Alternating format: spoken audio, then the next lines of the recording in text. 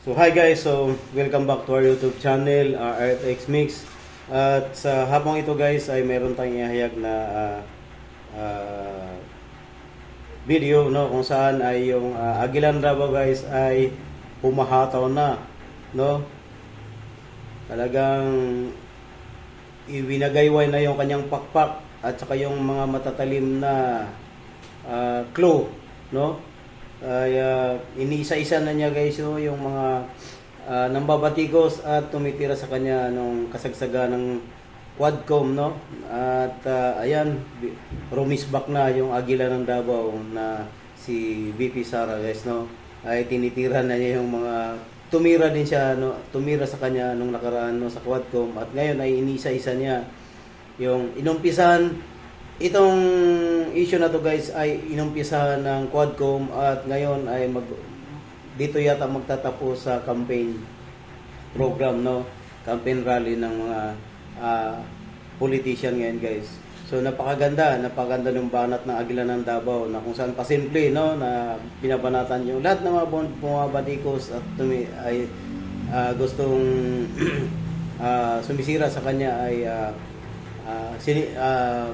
napakasimple yung banat niya guys no yung banat ni BP Sara sa kanyang mga hindi naman masasabi nating kalaban yung mga nais lang sumisira kasi pag sinasabing kalaban ay iba ang usapan na yan so pwede mari sabihin natin kalaban sa politika no kasi si Inday Sara hindi naman may namimirsonal yan ginagawa lang naman niya yung tunay yung sa yung trabaho niya.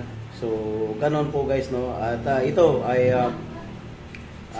matayog ng lipad, no? At tuloy-tuloy na to, no?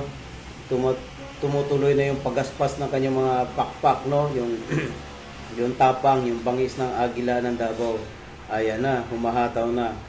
Kung saan ay halos lahat na distrito, no? Sa kamay nila ay iniisa-isa na niya guys, no? Kung saan yung mga nakakatuwa nito guys dahil yung mga gustong sumisira sa kanya at bumabanat sa kanya nung sa Quadcom ay yung mga distrito nila guys no yung pinupuntahan mismo nung sa campaign rally no ni VP Sara na kung saan ay sinusuportahan ni VP Sara yung mga tumatakbong congressman doon no at saka yung pag suporta niya kay kay Yorme no sa Maynila. So yan guys napakaganda. Napakaganda yung mga banat ni BP Sara at yun nga guys ay nakakalula no nakakalula yung sobrang dami yung mga supporters ng Duterte, DDS at saka PDP. So yun guys at isang malaking sampal to sa mga taga-admin ngayon na kung saan ay sa tuwing kapag sila yung nagrarally guys ay mga mangilan-ngilan lang yung mga makikita natin sa kanilang campaign rally.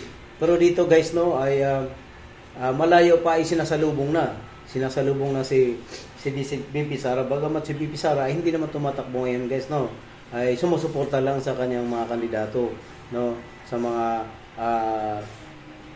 kandidato ng kanyang ama na si PRRD, yung PDP laban na kung saan ay 10 na guys no, nagiging 10 na yung member ng PDP laban kasi meron silang tinatawag na ina-adapt no ng mga senatorial candidates kung saan ay nag-umpisa sila sa 8 and then ngayon guys ay meron ng 10 at saka makikita natin sa mga TV ads guys no sa mga patalasta sa TV na kung saan ay inendorso ni BP Sara si Camille Villar at saka nag-umpisa yung campaign rally sa Kamaynilaan ay inendorso din niya si Amy Marcos guys no. So magandang laban to. So ang gagawin natin guys ay street vote tayo sa PDP laban na kung saan ay kung magkakaroon man dayan tama yung si PH Reaction tsaka sila Banat Bay no mga members ng mga Banat Bay vloggers no Banat Bay vloggers no brothers tsaka sa Siminay na ang gagawin natin pagbubuto guys ay street na tayo guys, no? Street PDP laban guys, no?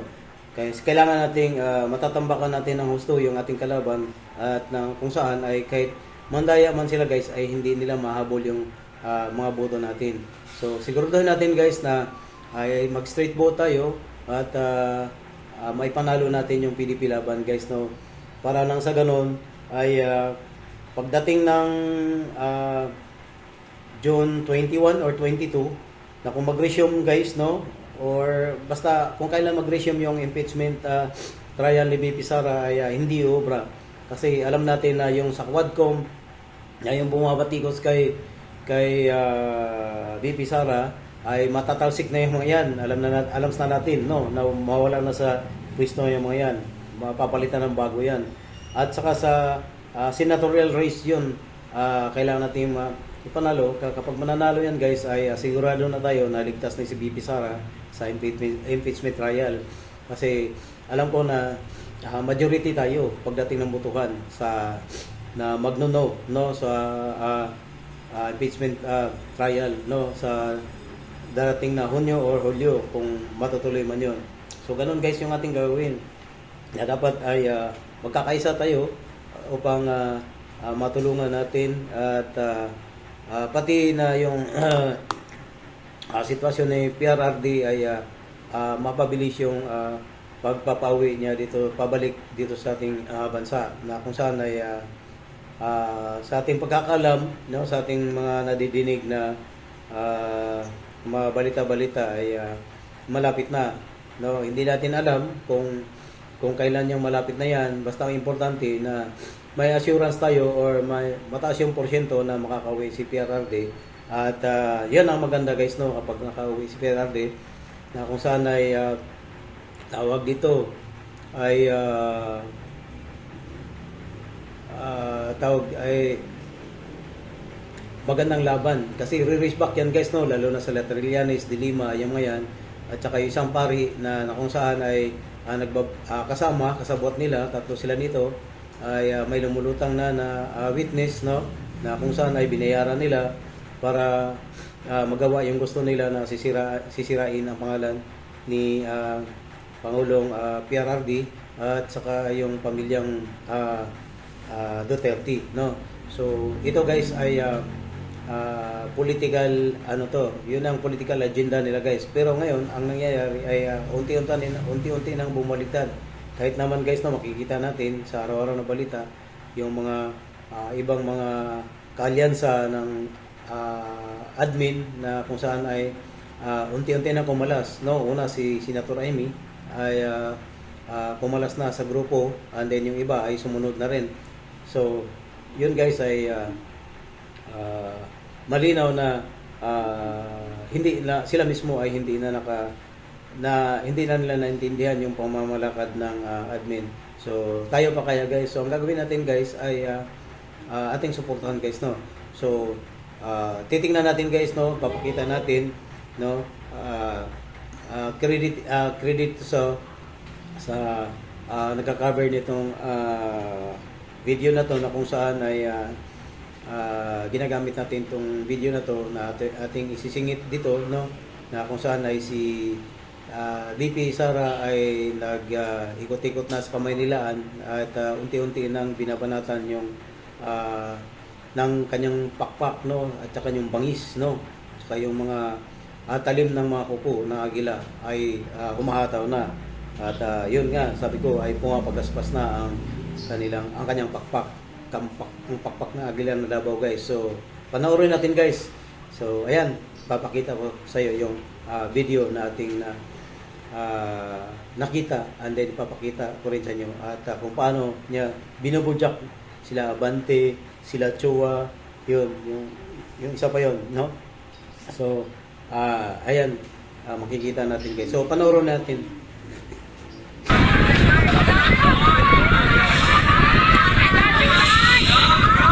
Pangalawa, sabi ko dapat magaling, di ba? Yung congressman na pinili ninyo, ako ng mga taga second district sa Juan. Uy! Wala ka ba eh? Tara, puntahan natin sa Discord! Inakusahan niya ako.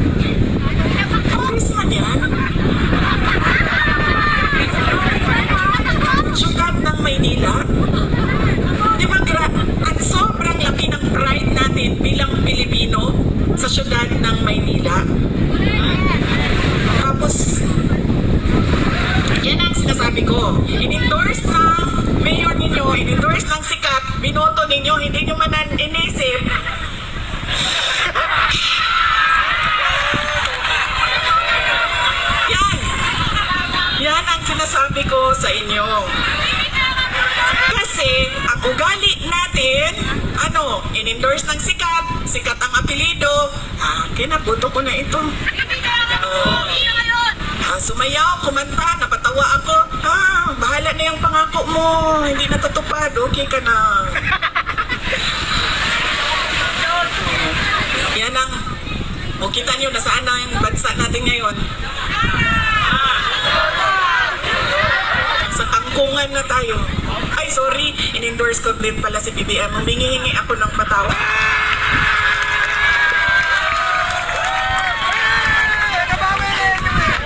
Humingi ako ng patawad sa inyong lahat. Ma'am, tinatanggap ko po ang sorry mo at pinatakbo mo akong Vice President. Okay lang, ma'am.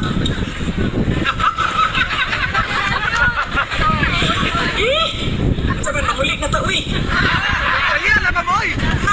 Di ba mo mahuli? Bottom na biya! At saka, kaya nga tinanggal ko yung seal ko dito kanina kasi alam ko na po anong mangyayari sa kampanya na ito. Alam ko na po kung anong mangyayari sa kampanya na ito ngayong gabi.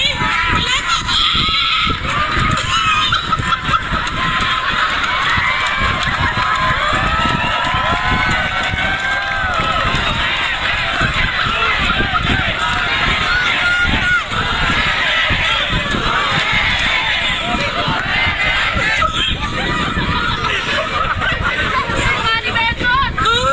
Ay.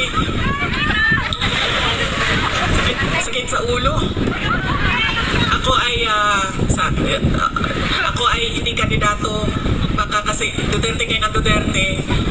Hanapin ninyo ako sa balota.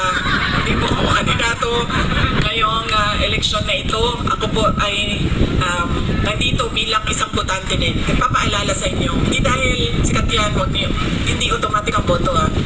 Hindi dahil napapatawa kayo, hindi automatic ang boto. Tingnan ninyo yung pangako.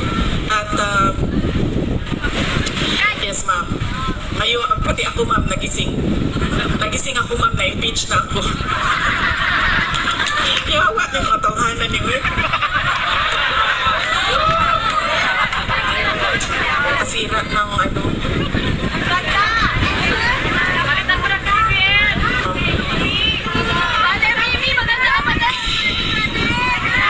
Ano ba pag-usapan natin? Anong tanong ninyo? May tanong kayo? Ano daw? Sir, makukulong tayo niyan. Yung paalisin na, palayasin, patalsikin, paalisin. Ano ba? Anong tanong ninyo? Ay, paano makauwi si President Duterte? Kidnapin din natin doon, ma'am. Punta tayo lahat doon. Akong bahala sa ticket ninyo, ha?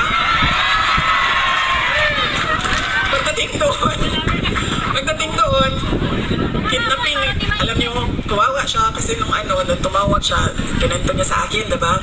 Bakit kailangan diretso 10 yung mga senador. Sinabi niya sa akin in Bisaya, sabi niya sa akin, ayaw biya akong kalimti din niya, basin makalimtan ko nimo, mabulok mo din ni. Huwag mo akong kalimutan dito. Baka makalimutan mo ako, mabubulok ako dito. Yan ang totoo. Si Pangulong Duterte is 80 years old. Mahina na yung tuhod niya, mahina na yung likod niya, mahina na yung katawan niya. Kakaawa siya sa sitwasyon niya doon. Sabi ko sa kanya, matuto ka na lang magluto ng itlog. Mabilis lang yan. Halu-haluin mo lang, tapos lagyan mo ng mantika. Okay na asin. Sorry, hindi pala ako marunong magluto. Asin. Sorry, ma'am. Asin, ano pang ilagay, ma'am? Mantika. Oo nga, mantika. O bawang sibuyas, asin. Mantika. Sabi niya sa akin, pinapaluto mo ako ng itlog, hindi nga ako marunong magpakulo ng tubig. Kaya, paano natin siya maibalik, ma'am? Ituloy lang natin yung kanyang nasimulan na pagbabago. Kapatid niya ang presidente ng Pilipinas. Ang problema nito, ma'am, nagsabi na ang kapatid niya na hindi daw niya kapatid ito, ma'am. Tinakwil na po ito ng kapatid niya, ma'am.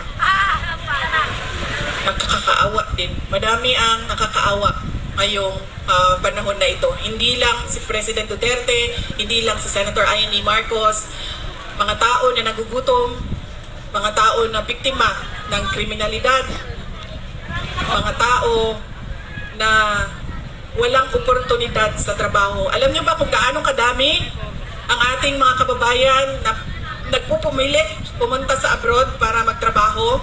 Libo-libo araw-araw. Dahil wala tayong nakikita na oportunidad dito sa ating bayan. Kaya ano ang magagawa natin? Ang magagawa natin ay iboto. Ang mga senador ng Duterte at huwag niyong kalimutan! Kung hindi, babalik talaga ako dito! Diyan! Huwag niyong kalimutan iboto si Carla Lopez, ang ating congressman. Sir, pag in-impeach mo pa ako pangalawang beses, sir, hindi ko na lang. Malampasan ko yung isang impeachment, yung susunod na impeachment, siya din yung pipirma. Uy, ginoo ko. District 1 sa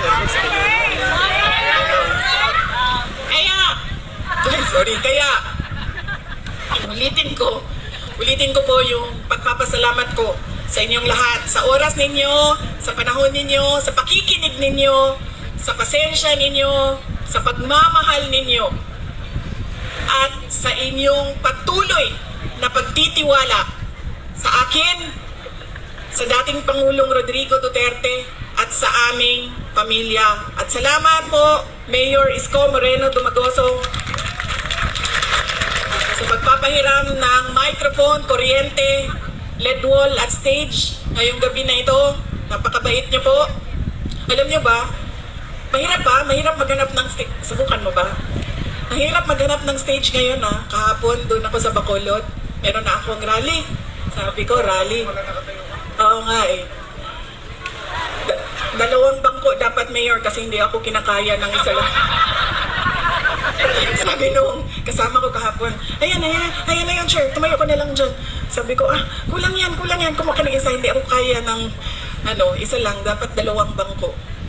Dalawa na yung rally, okay na, umayag na, ganito, ganyan. Tapos nung gabi na, papunta na ako dun sa rally, sinabi sa akin, ay, hindi ka pwede sumampa sa stage namin. Dahil, dahil Duterte ka. Mahirap talaga maghanap ng stage ngayon.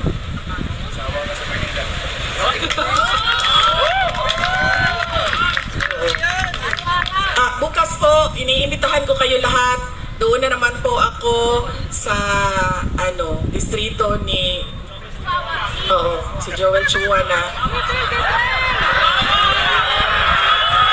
Sabi ni Joel Chua, sabi ko,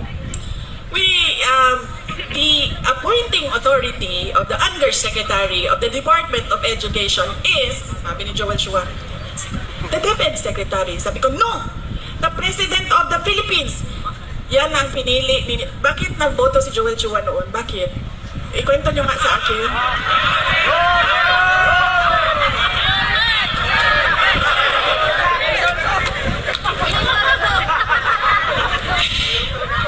Saan kayo nakahanap ng abogado na hindi niya alam kung sino ang nag-a-appoint ng undersecretary ng isang departamento?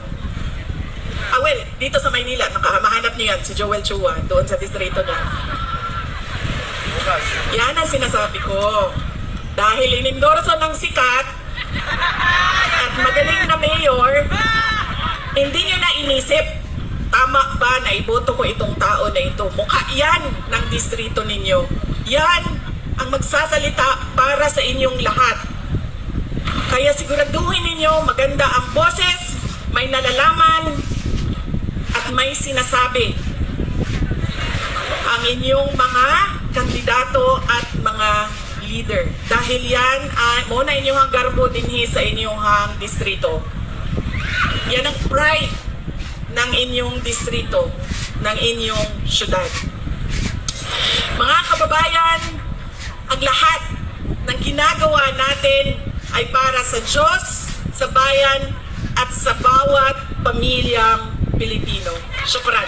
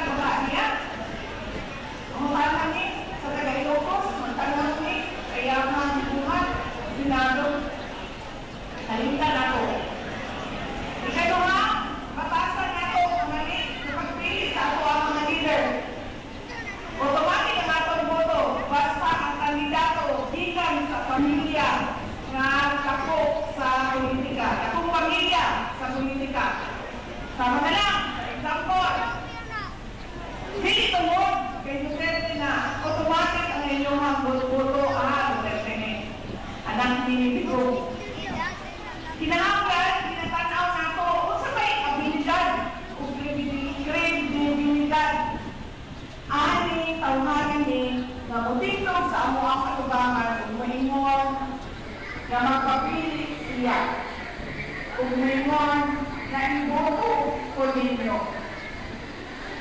Unsay ang kuya kabir anan,